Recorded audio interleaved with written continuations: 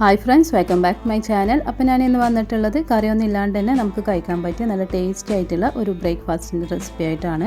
അപ്പോൾ നമുക്ക് അതെങ്ങനെ റെഡിയാക്കുന്നു, അതിൻ്റെ ഇൻഗ്രീഡിയൻസ് എന്തൊക്കെയാണെന്നുള്ളത് നോക്കാം. ഇനി ഞാനിവിടെ ഒരു ബൗളിലേക്ക് 1 കപ്പ് പത്തിരിപ്പൊടിയോ 1/2 കപ്പ് പുട്ടുപൊടിയോ എടുത്തിട്ടുണ്ട്.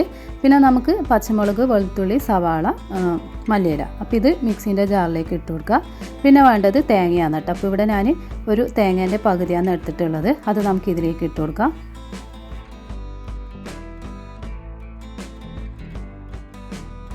ഇവിടെ ഇനി ഞാൻ ഇതിലേക്ക് ആഡ് ചെയ്യുന്നത് 1 ടീസ്പൂൺ കറിക്കുള്ള ജീരകമാണ്. പിന്നെ 1/2 ടീസ്പൂൺ നേരിയ ജീരകം, അതും നമുക്ക് ഇതിലേക്ക് ആഡ് ചെയ്യാം. പിന്നെ 1/2 ടീസ്പൂൺ മഞ്ഞൾപ്പൊടി നമ്മുടെ ഈ ഒരു അപ്പം ഒരു യെല്ലോ കളർ കിട്ടാൻ വേണ്ടിയിട്ടാണ്, അല്ലെങ്കിൽ ഇത് നമുക്ക് സ്കിപ്പ് ചെയ്യാം കേട്ടോ. പിന്നെ ആവശ്യത്തിനുള്ള ഉപ്പും കൂടി ആഡ് ചെയ്ത് കൊടുക്കാം. പിന്നെ കുറച്ചും കൂടി വെള്ളം ഒഴിച്ചെടുത്തിട്ട് ഇത് ഫൈനായിട്ട് അരച്ചെടുക്കേണ്ട ആവശ്യമില്ല കേട്ടോ. ഈ ഒരു രീതിയിൽ അരച്ചെടുക്കുക. എന്നിട്ട് ഈ അരിപ്പൊടിയിലേക്ക് ഇട്ട് കൊടുക്കുക.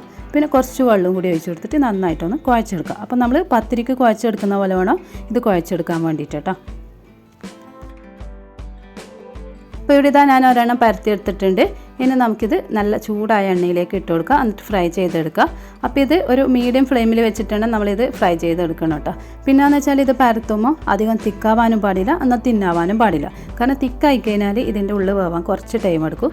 തിന്നായി കഴിഞ്ഞാൽ ഇത് പൊട്ടിയിട്ട് ഇതിലേക്ക് ഓയിലും കയറും. അപ്പോൾ അതൊന്ന് ശ്രദ്ധിക്കണേ. അപ്പോൾ ഇതാ നന്നായിട്ട് പൊങ്ങി വരുന്നുണ്ട്.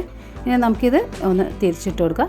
എന്നിട്ട് ഇതിൻ്റെ താഴ്ഭാഗം നന്നായിട്ട് ഫ്രൈ ആയി കഴിഞ്ഞാൽ ഇതിൽ നിന്ന് എടുത്ത് മാറ്റാം.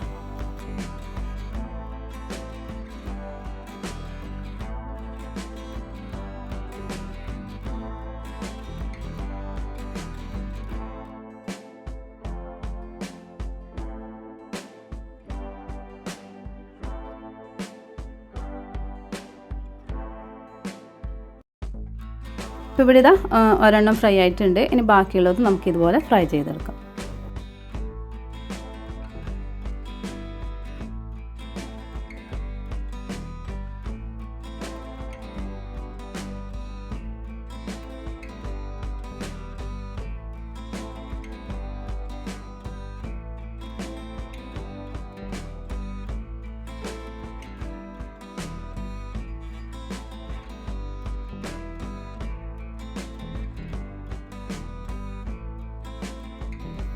അപ്പോൾ ഇതാ നമ്മുടെ അപ്പം ഉള്ളിൽ നല്ല സോഫ്റ്റ് ആയിട്ടുള്ളതോ അതുപോലെ പുറമേ നല്ല ക്രിസ്പി ആയിട്ടുള്ള അപ്പമാണ് കേട്ടിത്.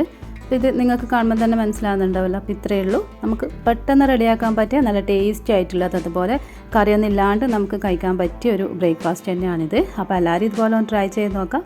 പിന്നെ നിങ്ങൾക്ക് എൻ്റെ വീഡിയോ ഇഷ്ടമായെന്ന് വിചാരിക്കുന്നു. ഇഷ്ടമാവുകയാണെങ്കിൽ ലൈക്ക് ചെയ്യുക, ഷെയർ ചെയ്യുക, കമൻറ്റ് ചെയ്യുക. പിന്നെ സബ്സ്ക്രൈബ് ചെയ്യാതെ കാണുന്ന കൂട്ടുകാരുണ്ടെങ്കിൽ ഒന്ന് സബ്സ്ക്രൈബ് ചെയ്ത് സപ്പോർട്ട് ചെയ്യണേ. താങ്ക്